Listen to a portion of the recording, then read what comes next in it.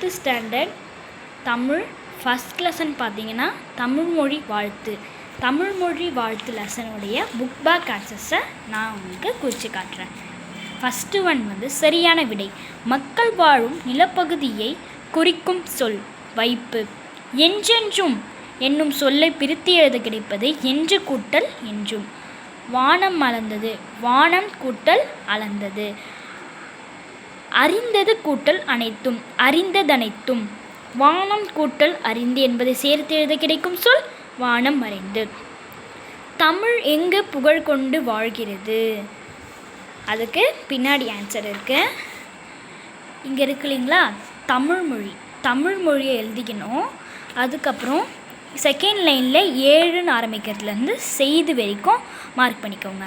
தமிழ்மொழி 7 கடல்களால் சூழப்பட்ட நிலப்பகுதி முழுவதும் தன் இலக்கியமானதை பரவ செய்து இதில் இருக்க புகழ் கொண்டு வாழ்கிறது. இதுதான் ஃபஸ்ட்டு குருவினா.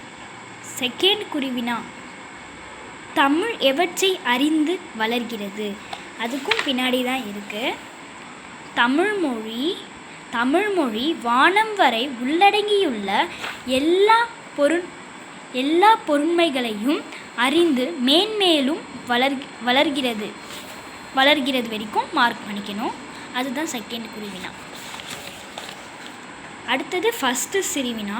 தமிழ்மொழியை வாழ்த்தி பாரதியார் கூறும் கருத்துக்களை எழுதுக.